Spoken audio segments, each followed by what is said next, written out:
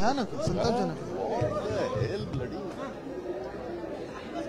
विचार आपण काही प्रश्न असतील आपली बाजू सांगा. कालची घटना कल्याणची एका मराठी कुटुंबाला मारण्यात आलेला आहे आणि असं देखील सांगायला की तुम्ही मराठी या ठिकाणी राहायची लायकीची नाही. कालची जी घटना आहे कल्याण मधली ही फक्त दुर्दैवी नाही तर संतापजनक आहे. हे सगळे जे वाद निर्माण झालेले आहेत समाजात असतील जातींमध्ये असतील किंवा हे मराठी अमराठी वाद खास करून गेल्या 2 वर्षात भाजपचं आणि एकनाथ शिंदेचं 2.5 वर्षाचं मागचं सरकार आणि आत्ताचं सरकार ह्या वादाला जास्ती कुठेतरी प्रोत्साहन देते का हे पाहणं गरजेचं आहे. आठवण करा गेल्या 2-2.5 वर्षामध्ये असे अनेक वाद झाले जिथे हाऊसिंग सोसायटीमध्ये मराठी माणसाला परवानगी देत नव्हते. तुम्ही मांस खाता मटण खाता मच्छी खाता तुम्हाला आमच्या हाऊसिंग सोसायटीमध्ये घर देणार नाही. मागच्याच मला वाटतं महिन्यामध्ये एका महिलेला दक्षिण मुंबईत हे देखील सांगितलं गेलं की तुम्ही मारवाडीत बोला किंवा हिंदीत बोला कारण आता भाजपचं राज्य आलेलं आहे. ठीक आहे राज्य कोणाचंही असो पण हा महाराष्ट्र आमची मुंबई आमचं नागपूर आमचं पुणे असेल प्रत्येक जिल्हा हा मराठी माणसाचाच आहे. बघा मी सत्य बोलतोय घंटी देखील वाजलेली आहे. तुमची बाजू द्या म्हणजे दाखवा. ही आमच्या राज्याची राजधानी आहे मुंबई नंतर या देशाची आर्थिक राजधानी आहे. ठीक आहे अनेक लोक अनेक वेगळ्या भाषेची लोक आमच्या राज्यात वर्षानुवर्ष येतात मिसळून राहत आहेत आणि कुठेही काही त्रास होत नव्हता कोणालाही ना त्यांना होत होतं ना आम्हाला होत होतं. आनंदाने राहा आमच्या राज्यात येऊन राहा आमचे येऊन राहा कोणालाही काही दुःख होण्याचं कारण नाहीये. पण जेव्हा कोणीतरी कालसारखा आमच्यावर मस्ती दाखवतो मास दाखवतो तिथे मग आमच्या तरुणांनी त्यांना न्याय दिला न्यायाचा हात कसा असतो हा दाखवला तर मध्ये मग कोणी पोलिसांनी येऊ नये मध्ये ह्यांना अडवायला येऊ नये. काल जसं त्या मराठी माणसाने तिथे मारलेलं आहे हत्यारं चालवली त्याच्यावर तसंच कालच्या त्या जो कोण शुक्ला होता ना त्याचं तोंड कोणी सुजवलं हातपाय कोणी तोडले तर मग मध्ये पोलिसांनी येऊ नये. मी आज मुख्यमंत्री महोदयांना ही विनंती करणार आहे की मला वाटतं हे एमटीडीसी मधलं कोणीतरी आहे माणूस व्यक्ती आहे जो मराठी माणसाला मास दाखवत होता रात दाखवत होता काल त्याला तातडीने एकदा बडतर्फ करावं आणि हे पार्सल जिथून आलंय त्याला डिपोर्ट करून जिथून पार्सल आलं तिथे पाठवावं. हे जे वाद आहेत हे आमच्या महाराष्ट्रात भाजपचं सरकार येण्यापूर्वी कधीही नव्हते. हा मास कधी नव्हता. अनेक भाषिक लोक इथे राहतात आमच्या मुंबईमध्ये राहतात महाराष्ट्रात राहतात हे वाद कधी नव्हते. पण हे व्हेज नॉनव्हेज आमच्या सोसायटीमध्ये मराठी माणसाला घर नाही इथे नॉनव्हेजचं रेस्टॉरंट उघडू शकत नाही कुठून सुरू झालंय. होय आमच्या हिंदुत्वात आमच्या प्रथा परंपरेत आम्ही मटन मांस मच्छी खातो ना कोणी एवढं वर्ष काही अडवत नव्हतं. मग आता व्हेजिटेरियन सोसायटी कशाला. आज आमची मागणी ही आहे की कालचा जो वाद झाला त्यालाच पकडून मुंबईमध्ये असेल किंवा आपल्या राज्यात कुठच्याही जिल्ह्यात असेल कुठच्याही शहरात असेल व्हेज सोसायटी जर कोणी करायला गेलं तर त्याची ओसी रद्द केली पाहिजे. मराठी माणसाला जर घर दिलं नाही त्याची ओसी रद्द झाली पाहिजे. त्या हाऊसिंग सोसायटीवर कारवाई झाली पाहिजे. जर कोणी आपल्या मराठी माणसाला दाबण्याचा प्रयत्न केला तर महाराष्ट्र द्रोहाचा गुन्हा त्याच्यावर दाखल झालाच पाहिजे. ही आमची मागणी आहे. आणि जर कोणी दादागिरी करू इच्छित आहे तर त्याला पोलिसांनी दांडका काय असतो हे दाखवणं लगेच गरजेचं आहे. ही आमची मागणी आहे. आणि मला पूर्ण खात्री आहे की जर हे मुख्यमंत्री महाराष्ट्रप्रेमी असतील ह्या मातीतले असतील तर आमच्या मागणीला ते मान देऊन तो कायदा महाराष्ट्र द्रोहाचा आणतील. अनेकदा आपण पाहतो मुंबईमध्ये देखील आपल्या ठाण्यात देखील होत असेल हाऊसिंग सोसायटी हे एरियाची नावं बदललं जातं. न्यू कफ परेड कफ तुम्हाला झालाय आम्हाला कशाला खोकला त्याचा. वडाळा बोला ना काय लाज वाटते तुम्हाला वडाळा बोलण्यात. अप्पर वरळी लिहा ना शिवडी आहे शिवरी लिहितात शिवरी लिहा शिवडी आहे परळ लिहा. कशाला ही सगळी नावं बदलताय. यांचेच एक मंत्री आहेत लोधा विचारा काय नक्की आहे. आणि हा सगळा विषय मला वाटतं भाजपने याच्यावर उत्तर देणं गरजेचं आहे. हे सरकार कोणाचंच नाहीये ईव्हीएमचं सरकार आहे. हिंदी में मेरी यही भूमिका आहे आणि म्हणून मी मराठीत बोललोय.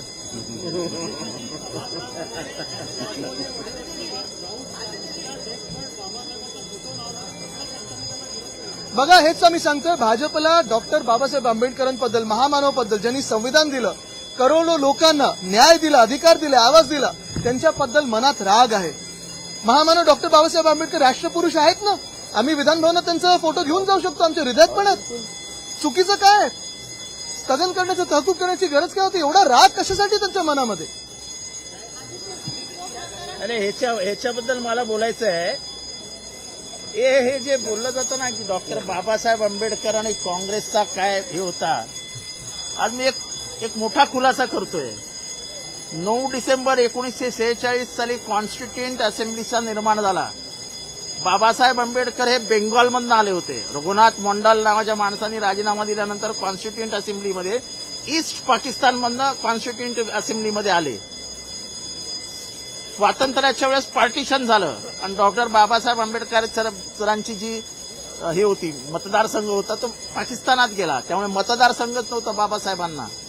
हा इतिहास लक्षात घ्या की मुंबईमध्ये एक जयकर नावाचे मोठे ऍडव्होकेट होते. काँग्रेसनी त्यांना राजीनामा द्यायला लावला. डॉक्टर बाबासाहेबांना तिथे उभं केलं आणि ह्या देशातल्या डाव्या पक्षांनी आणि काँग्रेसनी डॉक्टर बाबासाहेब आंबेडकरांना कॉन्स्टिट्युएंट असेंब्लीमध्ये आणलं. त्यांचा पराभव नाही केला. संविधान समितीमध्ये त्यांना आणलं. त्या संविधान समितीमध्ये जर सदस्य बघितले तर 99% सदस्य काँग्रेसचे होते. काँग्रेसचे. असं असताना जवाहरलाल नेहरू आणि महात्मा गांधींमुळे संविधान समितीच्या मसुदा समितीचं म्हणजे ज्यांनी ड्राफ्ट करायला पाहिजे कॉन्स्टिट्यूशन त्याचा अध्यक्ष कोणाला करायचं याची चर्चा झाली. तेव्हा महात्मा गांधी आणि जवाहरलाल नेहरू यांनी दोघांनी सांगितलं ते किंवा डॉक्टर बाबासाहेब आंबेडकरांना द्या. कारण का शोषण आणि शोषित बघितलेला एकमेव माणूस भारतात आहे त्याचं नाव डॉक्टर बाबासाहेब आंबेडकर आहे. तुम्ही कसं म्हणता काँग्रेसचा काहीच संबंध नाही? 0.1% संबंध आहे ना. हे मुळात जरी केलंच ही काही असेल तरी आता गृहमंत्र्यांनी त्यांचा अपमान करण्याची काय गरज होती? आपण वर्तमानात जगूया. बोला.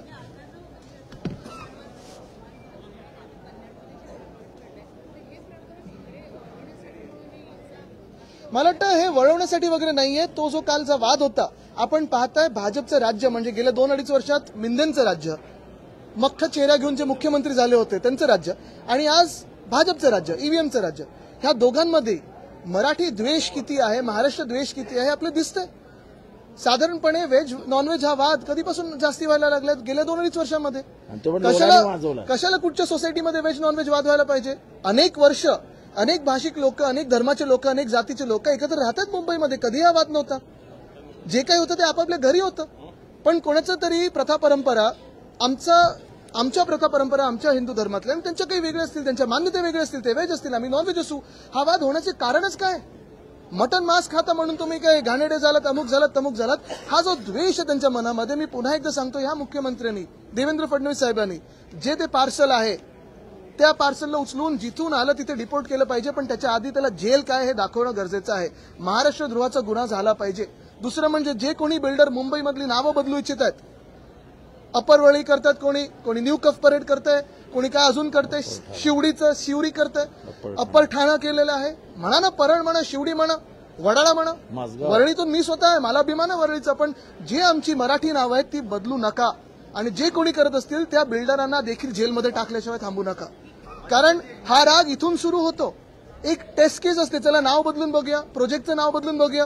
मग त्या प्रोजेक्टमध्ये आम्हाला नॉनव्हेज लोक नको आहेत, आम्हाला मराठी लोक नको आहेत. हे सगळं हे भाजपच्याच राज्यात का होतं याचं उत्तर फडणवीस साहेबांनी दिलं पाहिजे. अमरावती जिल्ह्याच्या अचलपूर या ठिकाणी काल गोळमार झाली डॉक्टर बाबासाहेबांच्या पुतळ्यावर आणि तिथे त्रिशूळ जाळण्यात आलं. आता तुम्ही बघा, हेच मी तुम्हाला सांगतो की ह्या धर्मांमध्ये, ह्या जातींमध्ये वाद नको. महाराष्ट्राचे मुख्यमंत्री जे देवेंद्र फडणवीस साहेब आहेत, आज ते उत्तर देणार 101 वर. त्याच्यात परभणीवर काय उत्तर देणार हे आम्ही पाहत आहोत. दुसरं म्हणजे बीडमध्ये देखील साधारणपणे तुम्ही आवड साहेबांचं आणि धस साहेबांचं भाषण ऐकल्यानंतर पूर्ण हाऊस कसं स्तब्ध होऊन ऐकत होतं हे पाहिलं असेल. बीडचा जो प्रकार झालाय, मला वाटत नाही आपल्या देशाच्या इतिहासामध्ये अशी मर्डर कधी झाली असेल, एवढी भयानक मर्डर कधी झाली असेल. आणि राजकीय मर्डर झाली. खरं जर पाहायला गेलं तर भाजपचे कार्यकर्ते होते, भाजपचं सरपंच होता कोणी, हे आम्ही तिथे हाऊसमध्ये राजकारण आणलं नाही.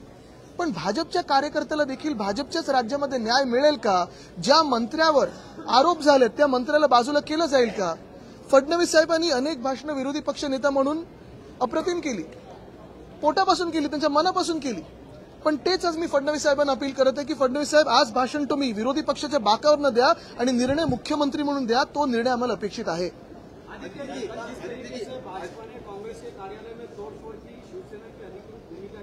हमारी अधिकृत भूमिका यही है कि ये जो वाद निर्माण हुआ है, ये वाद एक जो अपमान हुआ डॉक्टर बाबा साहब अम्बेडकर का, महामानव का, उससे निर्माण हुआ है। मुझे नहीं लगता कि दोनों को एक दूसरे के ऑफिस को तोड़ना जरूरी है। यही बात है कि गृह मंत्री महोदय के मन में जो था वो भाषण में आया, वो मान्य करे, भाजपा की भूमिका है ये मान्य करे, माफी मांगे और उनको बाजू में किया जाए। राहुल गांधी के खिलाफ एफआईआर दर्ज हुई इस मामले को लेकर कल पार्लियामेंट बिल्कुल ये सारे डाइवर्जनरी टैक्टिक्स है, लेकिन एक ही बात पे आना चाहता हूँ, मुझे नहीं लगता राहुल जी डरते हैं, मुझे नहीं लगता कोई हम डरते हैं। हम सभी पे दर्ज कीजिए, कोई डरता नहीं है। हमारी मांग यही है कि गृह मंत्री जी इस्तीफा दे, क्योंकि उन्होंने महामानव डॉक्टर बाबा साहेब अम्बेडकर का अपमान किया है। कल आदित्य जी कल एक मिनट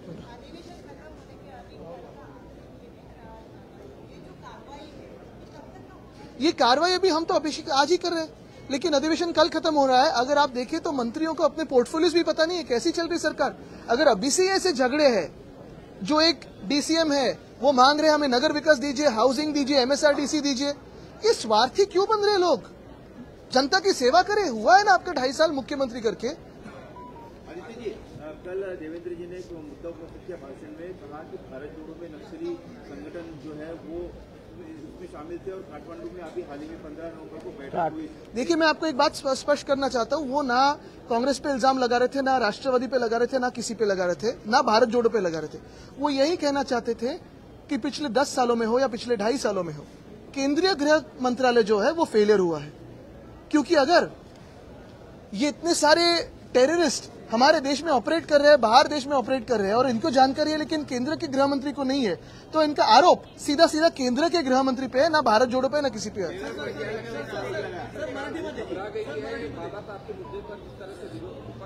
ये घबराने की बात नहीं है, ये शर्म महसूस करने की बात है कि अगर कोई इंसान इतने महत्वपूर्ण पद पे आके डॉक्टर बाबा साहेब अम्बेडकर का अपमान करे तो ये शर्म महसूस करने की बात है, घबराने की बात नहीं है। आदित्य जी